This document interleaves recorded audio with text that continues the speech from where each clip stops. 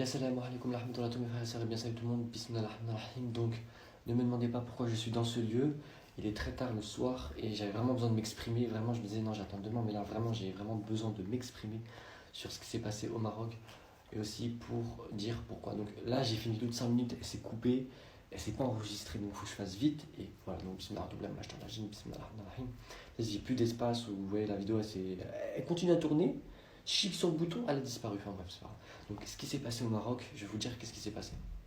Donc, certains disent que ça a été déjà prédestiné par les USA. Les USA ont dit, ouais, quelques minutes avant le séisme, ils ont annoncé le séisme, mais le séisme, il n'avait pas encore eu lieu au Maroc, etc. Mais ce qu'il faut savoir, c'est que tout vient d'Allah subhanahu wa ta'ala, et que même si c'est eux qui ont fait ça, ou qui ont fait des séismes, parce que je crois ils peuvent faire des séismes avec des bombes, ou avec des djinns, etc. Vous savez, il y a plein de choses qui se passent. Donc, il faut savoir que tout vient d'Allah, le mal ou le bien. Donc, par exemple, quand une personne elle est égarée, c'est Allah subhanahu wa ta'ala qui l'a égarée et elle ne sera pas guidée. C'est pour ça elle est dans les ténèbres. Et il faut qu'Allah subhanahu wa ta'ala il la guide. Donc, quand une personne elle est guidée, elle ne peut pas dire je suis guidé par moi-même ou etc. Ou c'est grâce à toi que tu es guidé. Non, c'est grâce à Allah, c'est grâce à lui, tu fais ta prière, que tu jeûnes, etc. Que tu te soumets. Et après, tout ça, ça te revient. Et c'est un cadeau. Quel grand cadeau que pour vous que d'être guidé, que de comprendre de faire que la prière c'est une importance, il y a des gens ils prennent pas l'importance de la prière, c'est très important. La prière c'est comme ça vous empêche de faire des péchés après, c'est ça. Ça vous donne une discipline pour pas que vous faites des péchés, etc. Voilà, donc pour le séisme, j'essaie de parler très rapidement là, 1 minute 39, ok.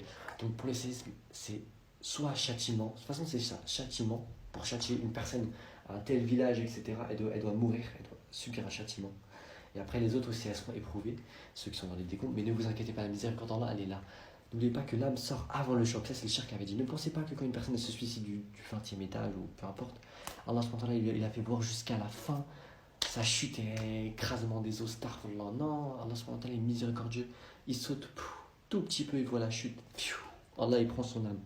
Et il voit la scène jusqu'à ce qu'il rentre dans le tunnel. On entend souvent parler des gens qui font des EMI. Le tunnel le monde de Balzac qui rentre dans le tunnel pour rentrer dans le monde de la mort, enfin son âme elle va ailleurs quoi. Alors, bien sûr il y a la tombe, il y a après il y a aussi le monde de Balzac, il n'y a pas que la tombe. Il existe le châtiment de la tombe, il y a aussi le monde de Balzac, c'est le monde où il y a les morts, où ils attendent le jour du jugement, et à ce moment-là il n'y a plus la notion du temps. Il y a des gens qui y sont dans ce monde-là, il y a plusieurs niveaux, il y en a 3.